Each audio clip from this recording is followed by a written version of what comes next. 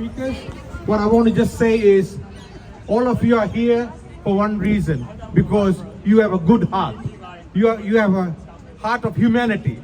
I hope our government could have the same heart, but sorry. But you guys did a good job, and this is not about politics or religion, it's about being humane, humanity. So the slogan is, no matter where you come from, no matter what language you speak, no matter what your religious beliefs are, at the end of the day, we are all brothers and sisters in humanity. Therefore, yes, thank you. And therefore, we should respect each other, love and care each other, and be compassionate to one another. Thank you very much. We'll start the march now. Thank you. Yep, let's do it, everyone. There was a survey in Israel about the two-state solution, and shockingly, 95% of Israelis don't want a two-state solution. They want it to be all Israel. I was shocked by that figure. At least there's that 5% that are with us. But yeah, it's just, it goes deep. Like the entire state of Israel, you know, in their education system, they're just constantly bombarded with the Holocaust, you know. They're a victim people. It's that victim mentality. It's so lovely to see so many new faces. I understand there's a lot of Southerners up here. It's okay, we do let you into Queensland. We welcome you. Been fighting to free Palestine, and they will continue, and we're gonna all continue together, inshallah. Today, I'm gonna change the kind of speech that I'm gonna go through to an education speech about Palestine. Where does it come from? Is it the land with no people, as what all those barbaric colonizers said in Europe, and the Zionists been talking about it, that it is land of no people, let's go and occupy it?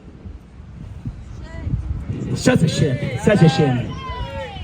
Let me show you here some pictures, some reality. It's not a Photoshop, it's old pictures for Palestine.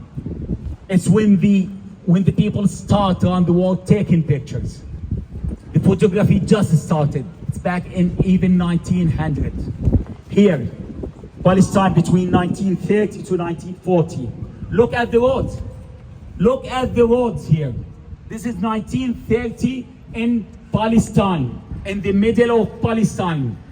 The land with no people, as they are saying. See how organized it is. See the policeman in the middle there, and so on. The airport, 1944. It's Al-Quds or Al-Lid. There are more than one airport as well in Palestine. Al-Lid in 1944. Al-Quds, it was one of the first airports in the entire Middle East.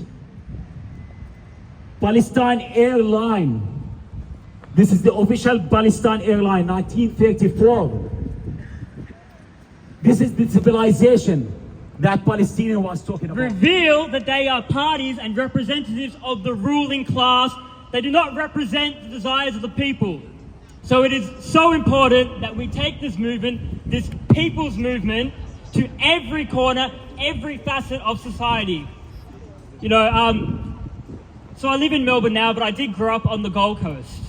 And never, if you told me a year ago, would I have imagined that you would see the mobilization of people for as long as you guys have been coming out here. So I'm incredibly proud of everybody here who's come week after week to stand up for Palestine against the genocide.